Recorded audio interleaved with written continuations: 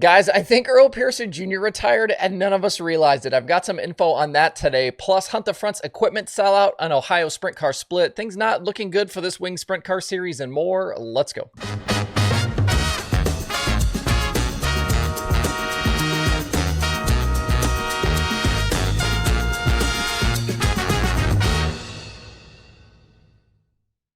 It's Tuesday, October 1st. I'm Justin Fiedler. This is DIRTRACKR Daily presented by Kubota Genuine Parts. I'm down to the final few items left over at shop.dirtracker.com as we've continued to drop prices to clear out all remaining stock. I have just 7 Daily Show stickers left. They're down to $2 each right now, and there are 5 sprint car shirts left. I've got 3 2XLs, 1XL, and 1 small, and they are $14.50 as of today. You can take advantage of these deals by clicking the links below on YouTube or visiting shop.dirtracker.com. So I had a DM last night, actually on the DIRTRACKR TikTok account, about where Earl Pearson Jr. has been lately. In reading the message, I had completely forgotten about EPJ's plans to run MLRA this year after dropping off the Lucas Tour, so I went looking for information.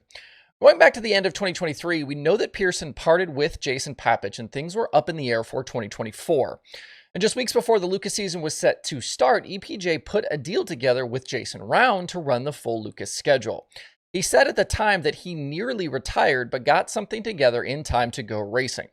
Unfortunately, those plans didn't last very long. After Speed Weeks ended in February, the team announced they were pulling out of the series and eventually decided to chase the regional MLRA series instead.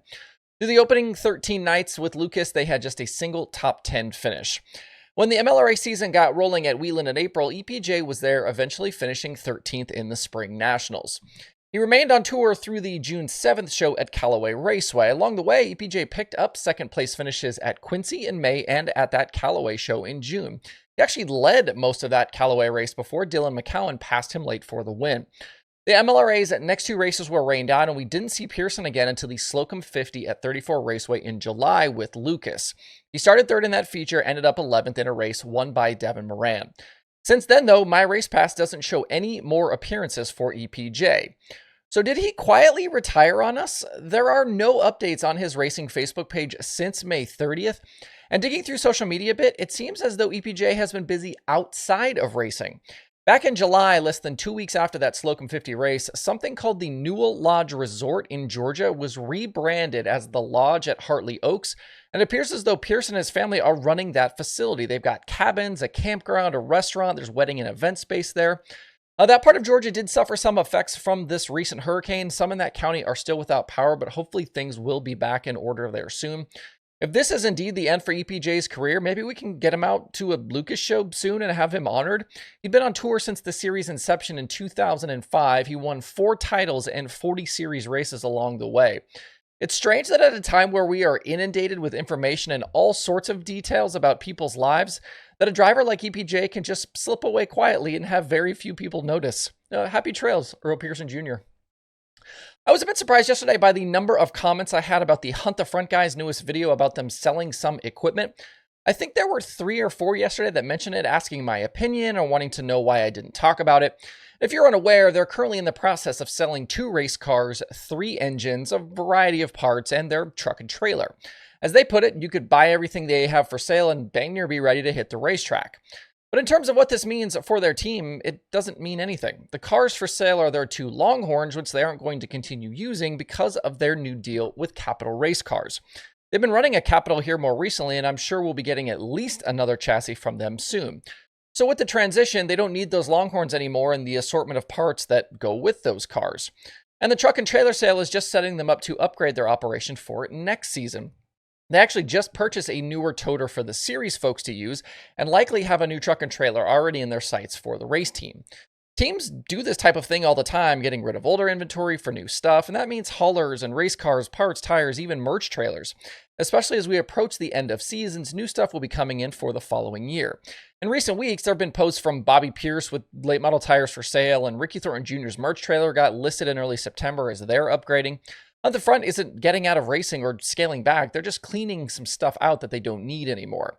If you're a Friday night racer in need of parts and equipment, these sales are often a place to get good stuff for a lot less.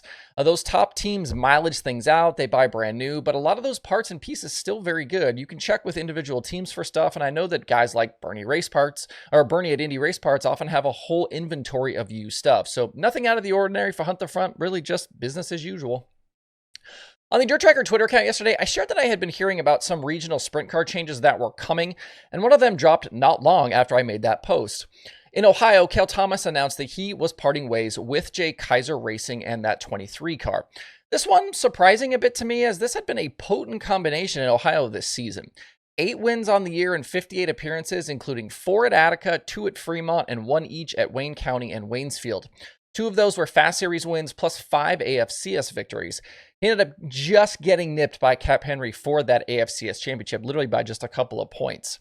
Thomas and the 23 didn't make a ton of national tour appearances this season, just 3 race nights with high limit and a best finish of 15th at Kokomo. They made 12 outlaw shows. They had 2 top 10s, 1 at Eldora in May, 1 at Fremont. In his statement, Thomas thanked Jay and the guys for their support and dedication and wished them the best going forward.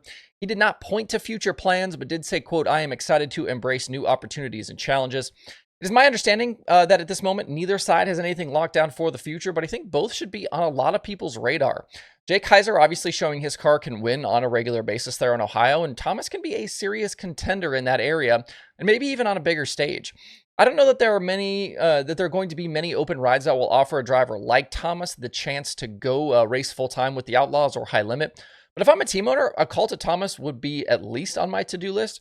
He and Cap Henry were neck and neck for the 2 top drivers in Ohio this season.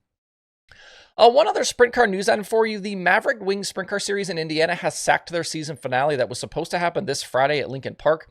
In a social media post, they shared, quote, "Due to Lincoln Park Speedway needing to get the final points night in for Saturday night racing, our event October 4th has been canceled. We will complete the point verification for the 2024 season and post the top 10 in points next week.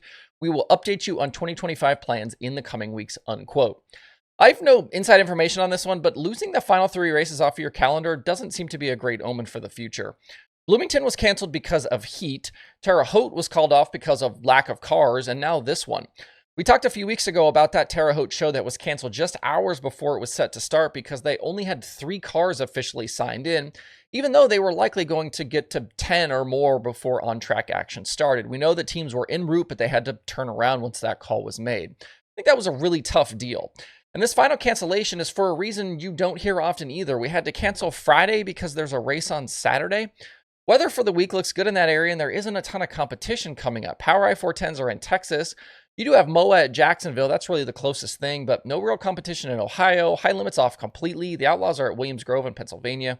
I really liked this idea of a 410 series based in Indiana, and I think it had potential. I just don't know that there's much hope here. I hate to be negative about this stuff, but I feel like maybe we've seen the last of the Maverick Winged Sprint Series. And a strange tie-in to the previous segment, Cale Thomas, actually the very first Maverick winner going back to 2023. Oh, we'll call it good for there today. Hope you guys have a great Tuesday out there. We'll see you right back here tomorrow.